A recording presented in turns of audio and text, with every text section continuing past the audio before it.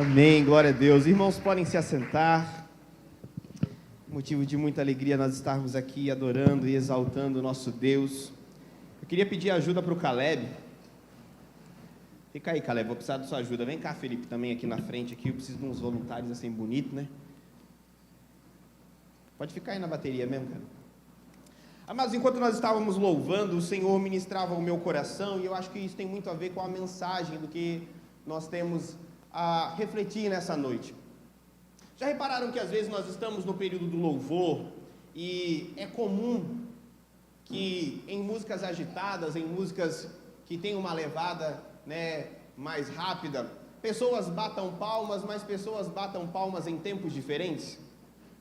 Já reparou isso? Tem gente que bate palma de um jeito, tem gente que bate palma de outro jeito. E a grande verdade é que assim, ninguém nunca deu aula de bater palma, né, Felipe?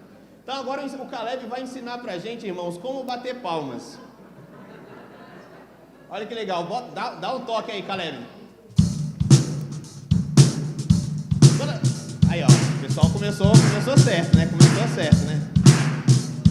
Agora para aí, Caleb. Quando que a gente tem que bater a palma, Caleb? É quando bate na caixa, irmãos. Toda vez que vocês ouvirem esse barulho, a palma tem que acompanhar isso daí, sabia? Então lembra quando você era pequenininho, você aprendeu tá? Quando dá o tá, é a hora que você bate. Quer ver? Vai lá de novo, Caleb. Presta atenção no Felipe. Aí, ó que legal, ó. Pronto. Obrigado, Caleb. Palma para os nossos voluntários.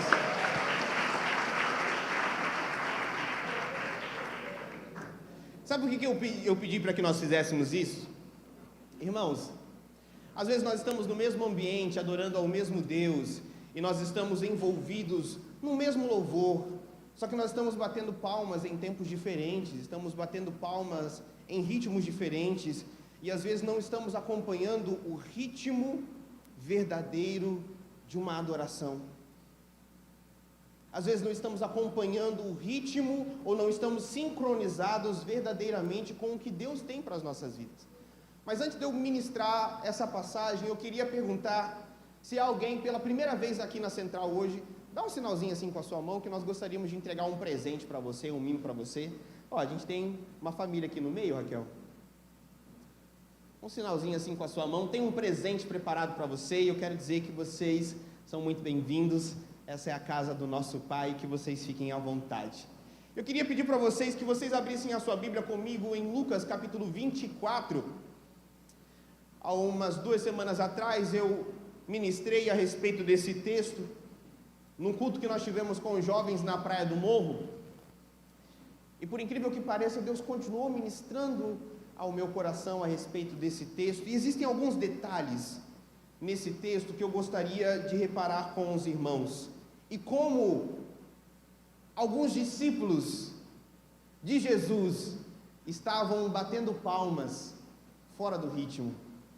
Lucas capítulo 24, e eu quero ler com você a partir do versículo 17. Se você achou, diz amém. Amém. Se você não achou, diz EBD. Mas tem uma colinha aqui, né, crente? Acompanhe comigo do versículo 17 em diante até o versículo 24, que diz assim: Jesus lhes perguntou: sobre o que tanto debatem enquanto caminham? Eles pararam com o rosto entristecido. Então um deles, chamado Cleopas, respondeu: você deve ser a única pessoa em Jerusalém que não sabe das coisas que aconteceram lá nos últimos dias. Que coisas? Perguntou Jesus. As coisas que aconteceram com Jesus de Nazaré. Diga, Jesus de Nazaré. Jesus de Nazaré. Responderam eles. Ele era um profeta, diga assim, profeta. De palavras e ações poderosas aos olhos de Deus e de todo o povo. Mas os principais sacerdotes e outros líderes religiosos o entregaram para que fosse condenado à morte e o crucificaram. Tínhamos esperança de que ele fosse aquele que resgataria Israel. Isso tudo aconteceu há 3 dias. Algumas mulheres do nosso grupo foram até o seu túmulo hoje bem cedo e voltaram contando uma história surpreendente. Disseram que o corpo havia sumido e que viram anjos que lhes disseram que Jesus está vivo. Alguns homens do nosso grupo correram até lá para ver e, de fato, tudo estava como as mulheres disseram, mas não ouviram. Feche os teus olhos. Pai, nós te damos graças, Senhor Deus, por tudo que o Senhor tem feito por nós. Obrigado por esse tempo que o Senhor nos concede em tua casa. Obrigado, Pai amado, porque tem sido um tempo de alegria, um tempo de celebração. Mas o Senhor já tem ministrado de uma forma maravilhosa nos louvores, como também nesse período da oferta, e eu te peço que nesse momento não seja diferente, que os nossos corações continuem ou sejam abertos para a ministração da tua palavra, e assim venhamos receber de ti não aquilo que nós gostaríamos, mas aquilo que necessitamos da tua parte nessa noite, em nome do Senhor Jesus. Amém e amém. Quando a gente bota esse negócio aqui, a gente se sente até chique, né, irmão?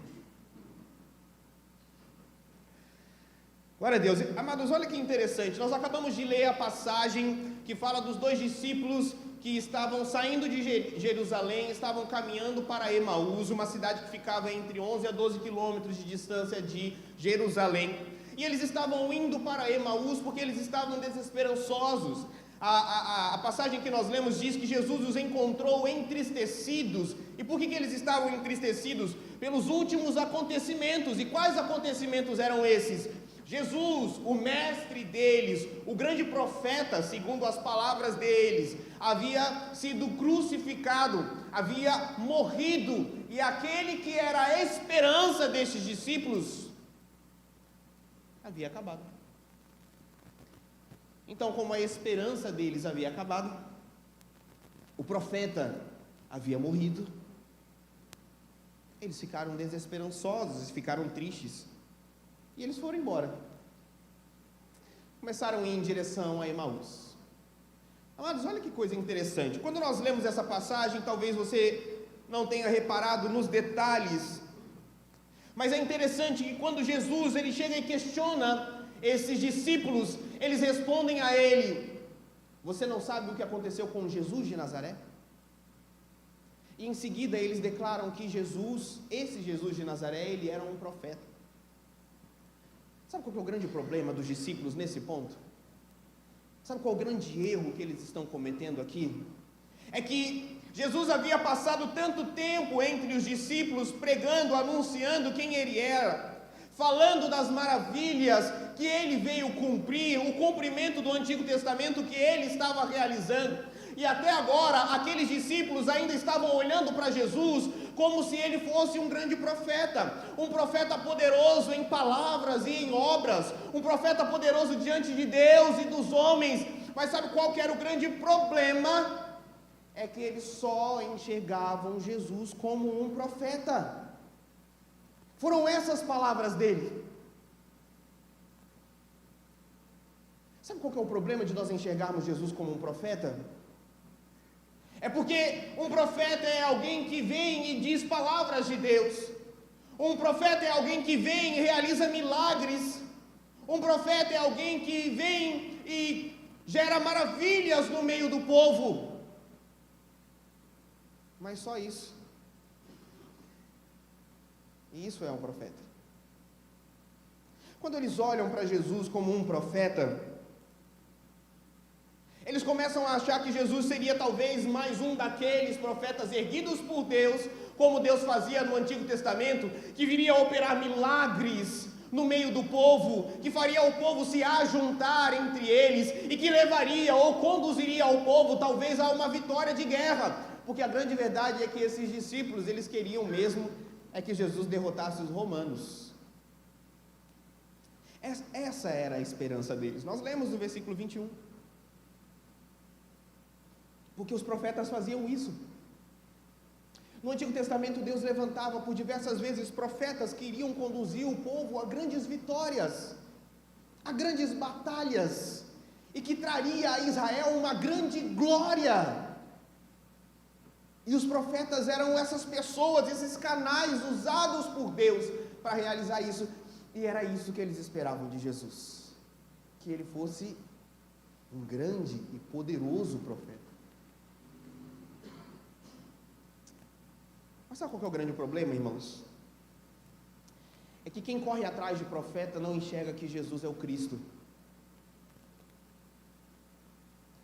Quem corre atrás de profeta quer movimento, quem corre atrás de profeta quer milagres, quem corre atrás de profeta quer ver realizações, mas se esquece de perguntar ou de entender quem ele é e para que ele veio.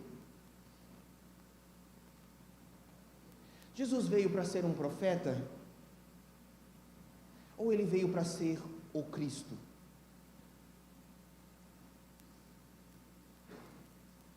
O problema é que, enquanto eles esperavam que ele agisse como um profeta, operando milagres, sinais e maravilhas, eles não aceitavam Jesus como o Cristo. E a palavra Cristo, ela é uma palavra que significa ungido, da mesma forma que a palavra Messias. São palavras similares, mas Messias é em hebraico e Cristo é em grego. E todas elas significam ungido ou uma referência àquele que viria. Era a esperança de Israel. Era aquele que eles aguardavam para mudar todas as coisas. Era aquele que seria o enviado de Deus para transformar a vida das pessoas e para resolver o maior problema que eles tinham. Mas eu pergunto a você, qual que era o maior problema que o Cristo precisava resolver? Já se passavam 400 anos desde que o último profeta havia se erguido em Israel. Eles estavam há pelo menos 200 anos ou mais debaixo do domínio dos gregos e posteriormente debaixo do domínio dos romanos. Eles eram um povo que há muito tempo já não sabiam como viver senão oprimidos por um outro povo. E talvez eles se esqueceram. Para que o Messias viria? E eles esperavam que o Messias fosse um profeta. Você não precisa abrir, mas a palavra de Deus em Isaías capítulo 53, versículo 5 diz assim: mas ele foi traspassado pelas nossas transgressões e moído pelas nossas iniquidades. O castigo que nos traz a paz estava sobre ele, e pelas suas pisaduras nós fomos sarados. Em uma outra versão diria assim: mas ele foi ferido por causa da nossa rebeldia e esmagado por causa dos nossos pecados. Sofreu o castigo para que fôssemos restaurados e recebeu açoites para que fôssemos curados. Amados, olha que interessante, eles queriam ver milagres, maravilhas, estar no meio do movimento, porque é isso que profetas geram, movimento, mas eles não queriam ser curados pelo Cristo, porque o Cristo veio para curar as nações. Sabe, o versículo que nós lemos em Isaías capítulo 53, versículo 5, fala que Jesus ele veio resolver o maior problema que nós tínhamos. O Cristo veio resolver o maior problema da humanidade. O maior problema da humanidade não era estar sob o domínio do Império Romano. O maior problema da humanidade não era Israel não ter a glória que já teve um dia. Não era Israel ter um grande rei como já teve um dia. O maior problema era o pecado que havia em nós. E por causa desse pecado, o nosso caminho só era um. E era um caminho de condenação. O Cristo veio para resolver o maior problema da humanidade. É por isso que ele sofreu. É por isso que ele foi ferido. É por isso que ele foi crucificado. É por isso, irmãos, que ele morreu, mas ressuscitou, para que os nossos pecados fossem depositados nele. E então, através disso, nós recebêssemos o perdão em Cristo Jesus. Se eu pudesse resumir isso em apenas uma palavra, o maior propósito do Cristo era cura em nós. Mas sabe qual que é o problema? É que às vezes nós ainda estamos esperando um profeta em nossas vidas. Quantos de nós não somos assim, irmãos? Seja sincero comigo e seja sincero consigo mesmo. Às vezes nós estamos correndo atrás de profetas. Nós estamos correndo atrás de pessoas que solucionem os nossos problemas. Nós estamos correndo atrás de um Deus que solucione os nossos problemas. Nós estamos correndo atrás de um Deus que Ele sare as nossas dores, que Ele resolva todo tipo de situações que nós queremos apresentar para Ele, que Ele resolva. Mas não estamos preocupados com o verdadeiro propósito para o qual Ele veio. Tem gente que vai atrás de todo quanto é tipo de profeta, né?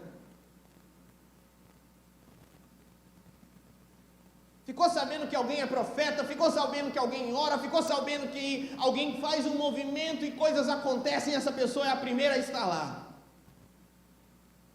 E qual que é o grande problema disso? É que quando nós vamos atrás de profetas, quando as nossas vidas estão voltadas a buscar profetas, nós estamos querendo ver o que os profetas estão operando no meio do povo, mas estamos nos esquecendo que Deus não veio operar coisas no meio do povo, mas Ele veio operar coisas dentro de nós. A gente quer ver um profeta realizando coisas, a gente quer ver um profeta operando no nosso meio, a gente quer ver um profeta realizando sinais e maravilhas no meio do povo, mas às vezes estamos como os discípulos no caminho de Emaús,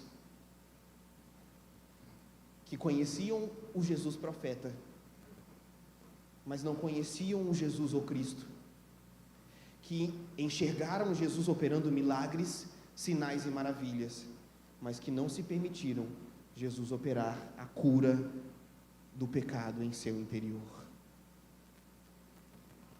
Amados, isso é seríssimo. Sabe por quê? Vocês também pecam ou só eu que peco? Se tem alguém aqui que não comete pecado, que atire o primeiro pix. Não. Sabe qual que é o nosso grande problema? É que às vezes nós nos esquecemos que há um problema em nós. Existe um problema em nós, irmãos, que se chama pecado. Existe um problema em nós que se chama transgressão. Existe um problema em nós que nos leva a um caminho de condenação. E quando nós não entendemos que Jesus, Ele é o Cristo, Ele não é um profeta, nós esperamos que Jesus, Ele realize maravilhas no nosso meio, mas nos esquecemos que Jesus, Ele veio realizar uma maravilha dentro de nós. E se nós não enxergarmos que Jesus é o Cristo e não um profeta, nós não permitiremos que Cristo ou que Jesus seja para nós o nosso Salvador e não só um profeta. Sabe, se você acompanhar comigo o versículo 25 ao 27, nós vamos enxergar como que Jesus resolve esse problema no meio dos discípulos.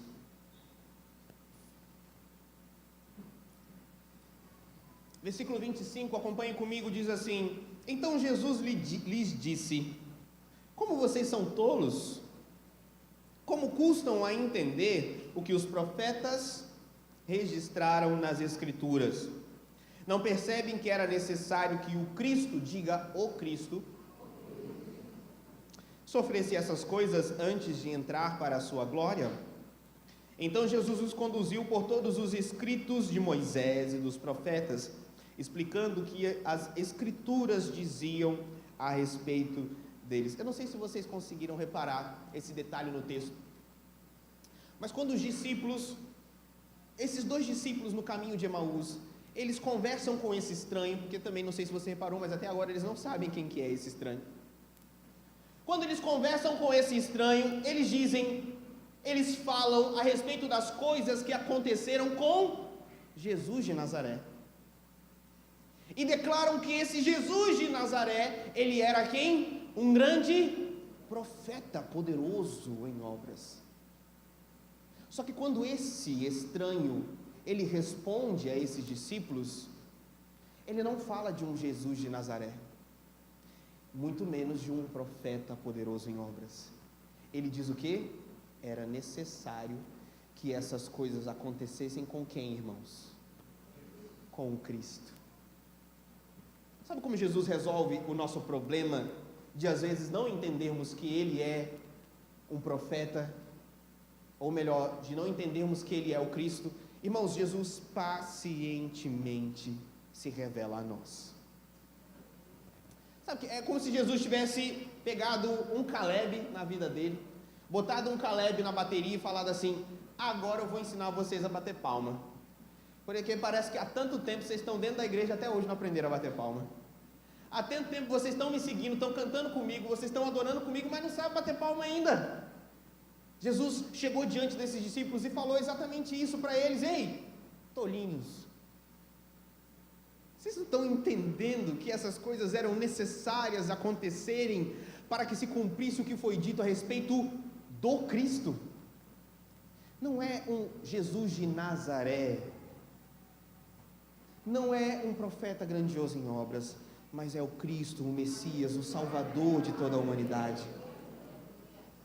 O que Jesus está tentando fazer com eles? Jesus está tentando revelar a eles quem Cristo é. Irmãos, deixa eu dizer uma coisa para você. Talvez você seja uma pessoa difícil de entender as coisas,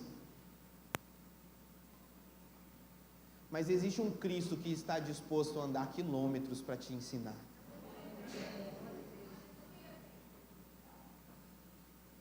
Pastor, mas eu tenho dificuldade de entender o que é esse Cristo. Meu irmão, Jesus nunca se preocupou com a sua dificuldade. Você entende que a sua dificuldade de entender quem Jesus é nunca foi um problema para Jesus? Porque a grande verdade é que o maior problema que você tinha, Ele já resolveu.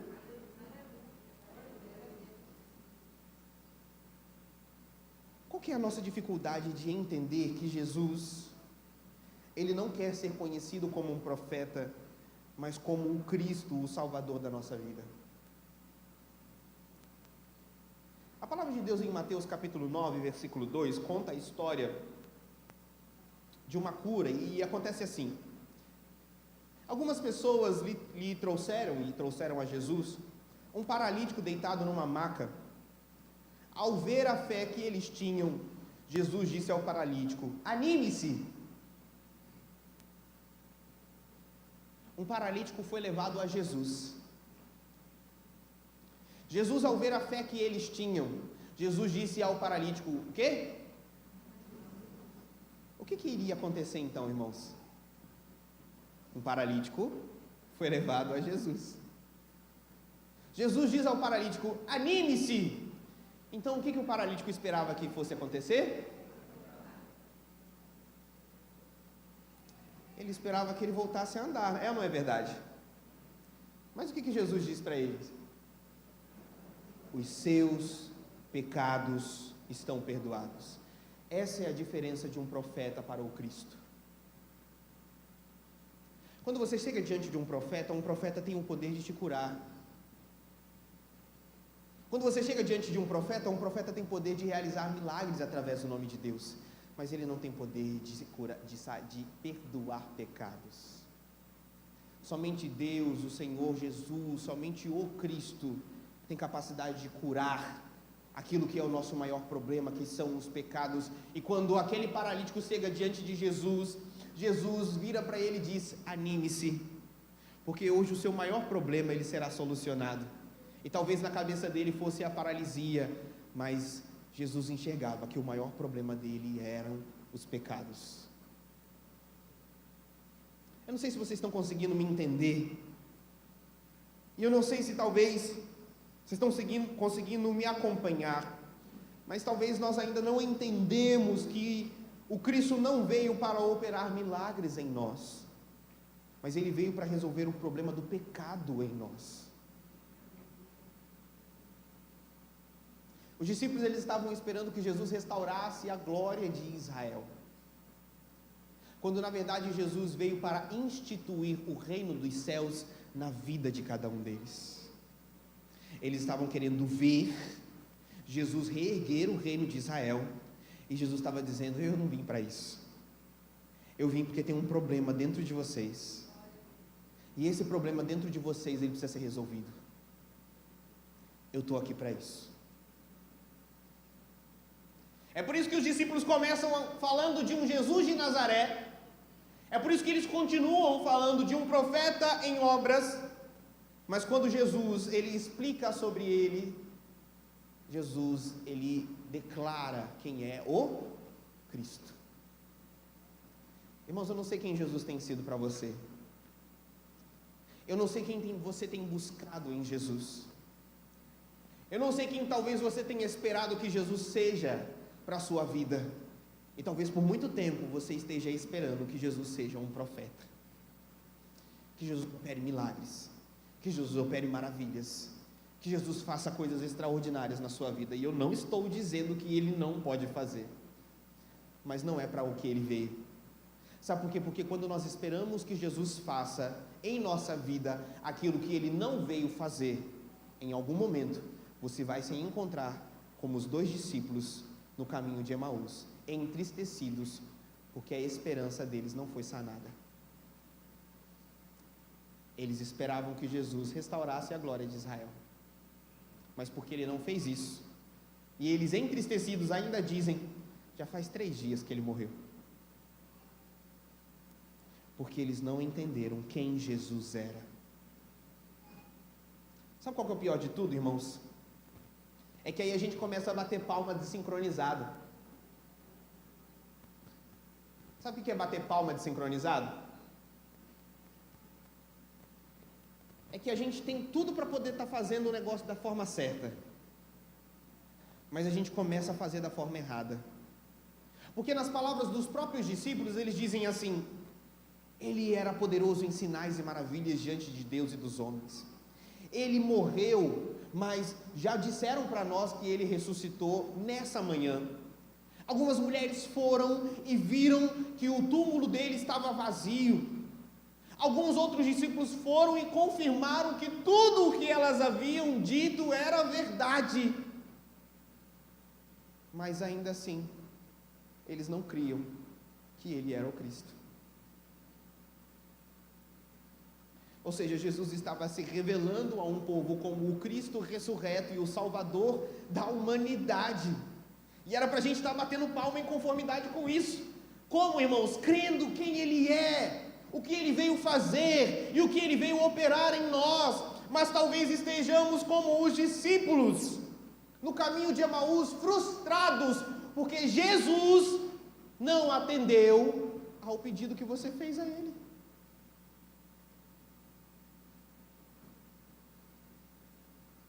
A gente se frustra com Jesus porque a gente não entende quem Ele é.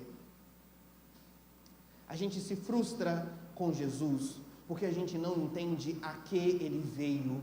A gente se frustra com Jesus porque a gente espera que Jesus faça coisas tão perfeitas em nossas vidas, que nunca foi aquilo que Ele prometeu fazer. Talvez você seja uma pessoa assim hoje,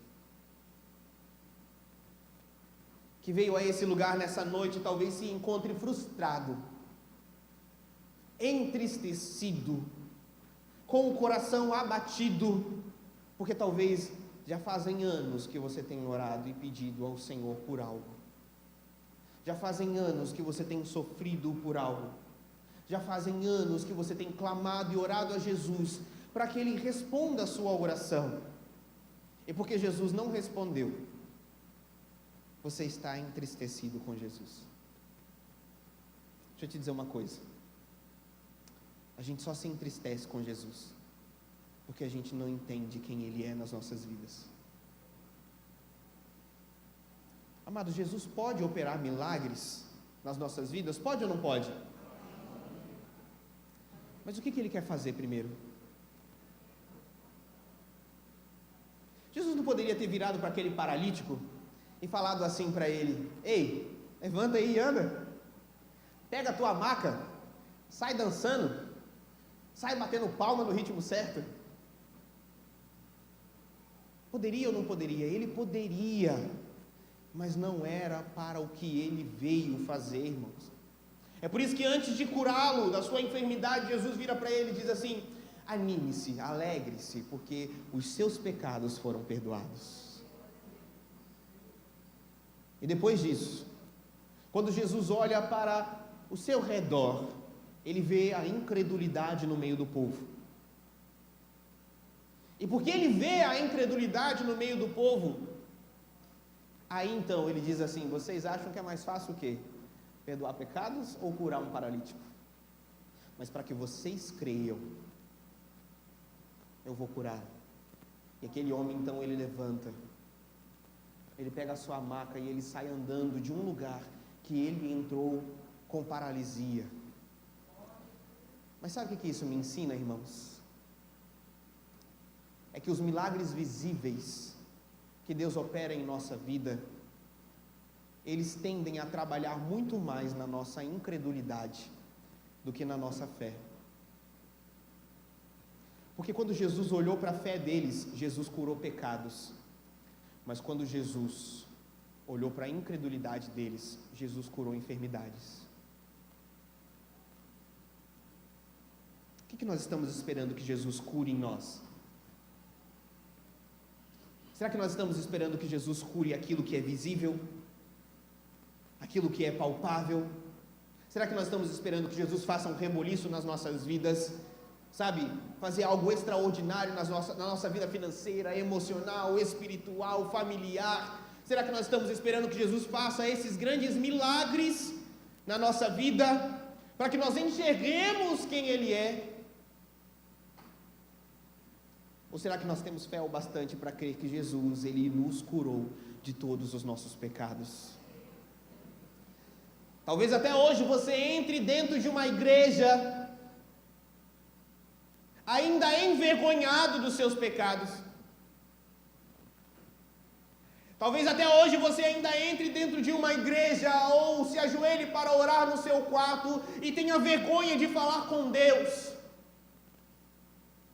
porque ainda não compreendeu o propósito do que o Cristo veio a realizar em nossas vidas. E você se envergonha, você se entristece, você se sente insuficiente para orar e falar com Deus, porque você olha para as suas próprias falhas, enxerga os seus pecados e diz: eu não sou digno de falar com esse Deus, eu não sou digno de conversar com esse Deus, eu não sou digno de me apresentar a esse Deus. Mas deixa eu trazer um alívio para a sua alma: nós nunca seremos dignos, mas Jesus, é Ele quem é a pessoa que nos dignifica. Amado, se fosse por conta daquilo que nós fazemos, nós nunca seríamos dignos de estar diante de Deus. Nenhuma oração nossa seria ouvida por Deus, nenhuma oração nossa seria aceita por Deus. Sabe, Deus nunca cuidaria de nós se fosse por causa da nossa meritocracia, porque nós merecemos alguma coisa, porque a grande verdade é que se nós pecamos, o salário do pecado é nós não merecemos nada mais senão a morte, irmãos. Mas porque o Cristo, Ele veio a esse mundo, porque o Cristo, Ele operou o perdão dos pecados em nossa vida, porque o Cristo, Ele veio realizar uma coisa em nós, e é a cura dos nossos pecados, é porque então nós temos livre acesso à presença do Pai. Sabe o que eu quero que você entenda nessa noite? É que talvez até hoje você ainda está lutando consigo mesmo, com o inimigo, contra o acusador da sua vida, porque você tem pecados. Deixa eu te dizer uma coisa: eu também tenho pecados, mas não são os pecados que me definem, e sim a obra que Deus realizou em minha vida. É isso que Deus quer que nós possamos acreditar, irmãos.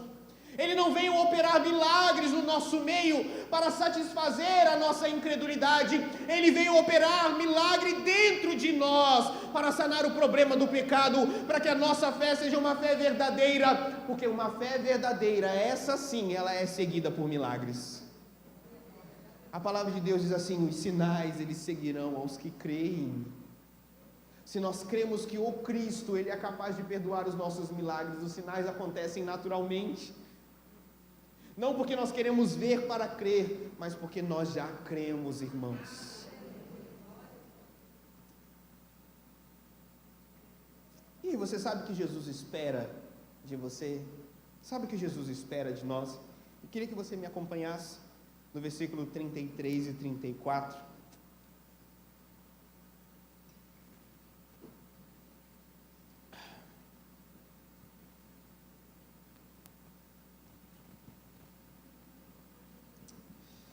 Leia comigo os versículos finais dessa história que diz assim: E na mesma hora levantaram-se e voltaram para Jerusalém.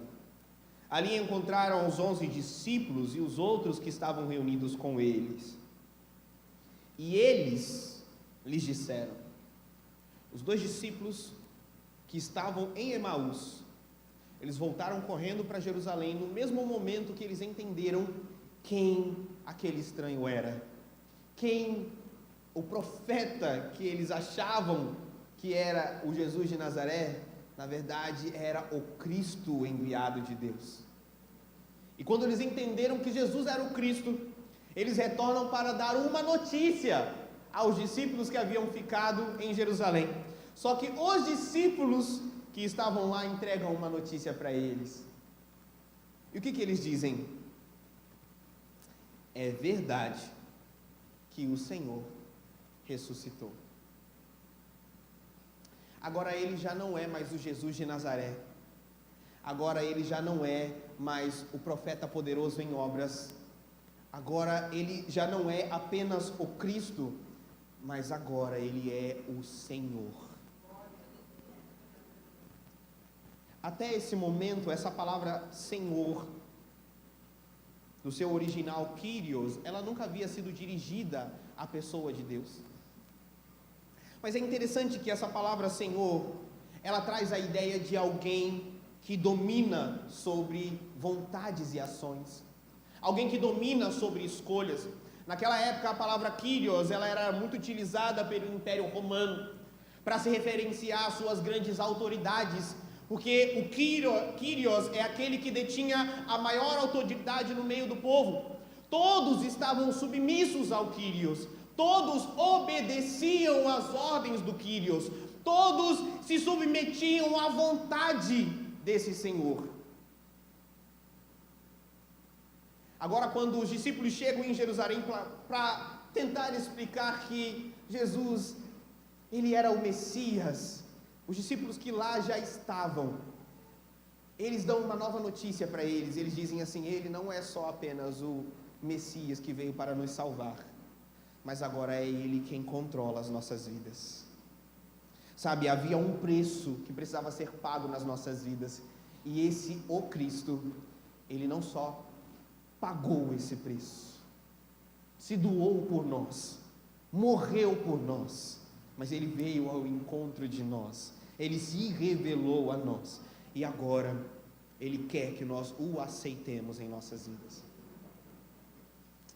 Eu queria encerrar essa ministração nessa noite com um convite que Jesus nos faz no caminho de Emaús. A palavra Emaús significa fontes quentes, e é bem provável que esse nome existia porque naquela cidade ou naquela região existiam fontes termais. E essas fontes termais naquela época elas eram utilizadas para cura, né? A medicina daquela época utilizava essas fontes termais para cura. Eu não sei se foi à toa que Jesus escolheu os discípulos que estavam indo para Emaús, uma cidade que era conhecida por cura através de fontes termais. Mas eu acho interessante que quando eles estavam em Emaús, eles foram curados da sua incredulidade. Aqueles discípulos olharam uns para os outros, ou um para o outro, e eles disseram: não aquecia o nosso coração enquanto ele falava? Não aquecia o nosso coração enquanto ele passava por todo o Antigo Testamento e ele nos explicava que aquele que nós achávamos que era só um profeta, na verdade é o Messias esperado? Sabe, Emaús, irmãos, é um caminho de cura.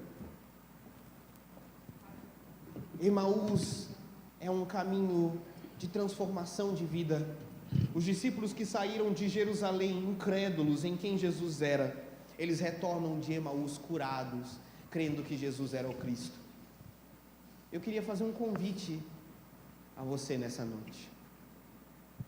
Eu sei que talvez esse convite não se estenda a todos, mas talvez exista alguém aqui nessa noite que nunca tenha aceitado esse Jesus como o Cristo da sua vida.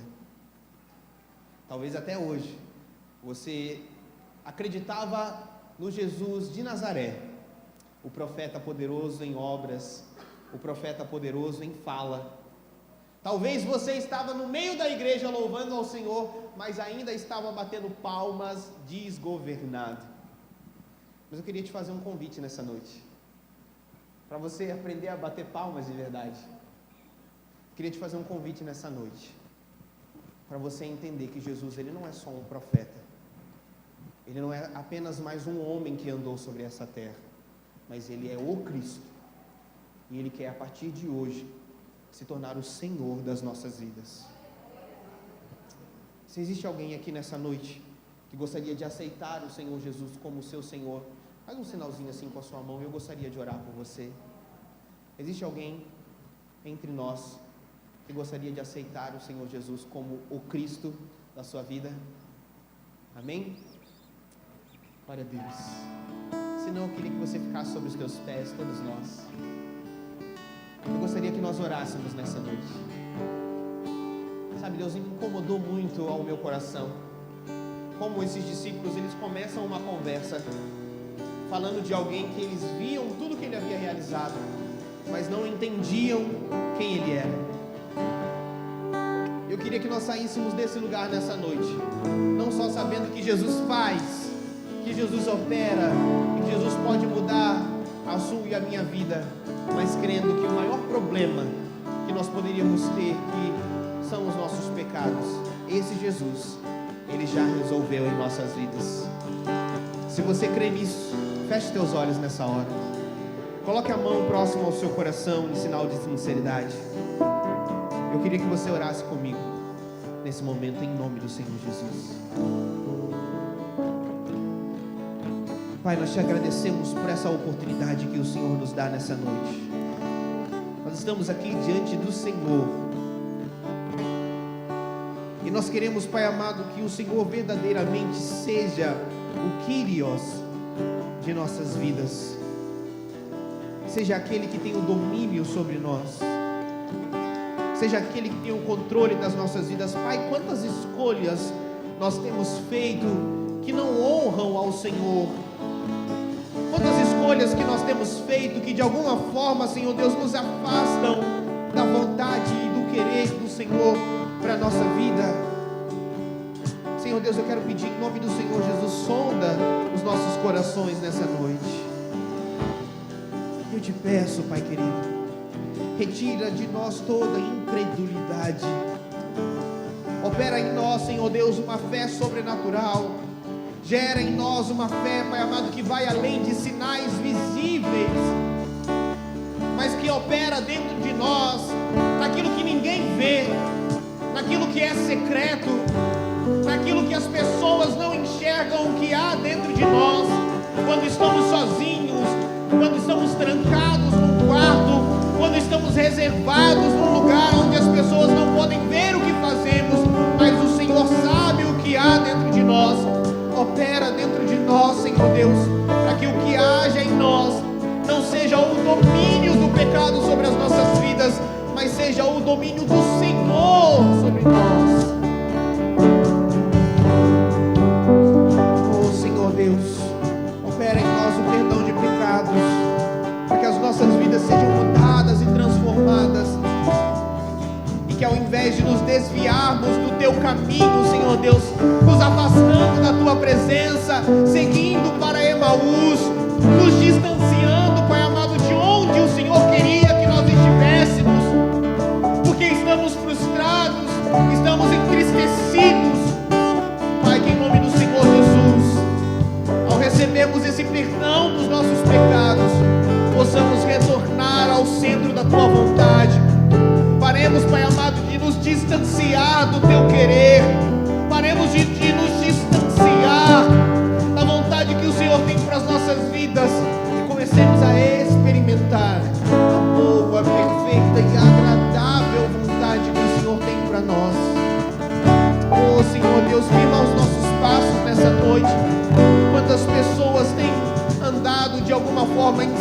inseguras, vacilantes, talvez sem compromisso com a tua obra, sem compromisso com a tua casa, sem compromisso com a igreja, sem compromisso com o reino de Deus, porque ainda não entenderam quem é o Cristo. Mas nós queremos nessa noite, Senhor Deus, colocar a nossa vida diante do Senhor e declarar: Tu és o Senhor da nossa vida, Tu és o Cristo, não há outro maior, não há outro igual ao Senhor. E queremos colocar diante de Ti, meu Pai, cada uma das nossas escolhas e vontades, para que a nossa vida seja guiada e direcionada pelo Senhor. Pai, sonda os nossos corações, e que no dia a dia as palavras que saírem da nossa boca sejam palavras, Senhor Deus, direcionadas pelo Senhor. Retire, Pai amado, as impurezas que saem da nossa boca. Retire, Senhor Deus, a impureza que está na nossa mente e no nosso coração. Retire o maltrato com o nosso próximo, que às vezes sai de nós. Dai-nos domínio próprio. Dai-nos, Senhor Deus, o fruto do Teu Espírito Santo, para que em nome do Senhor Jesus saiamos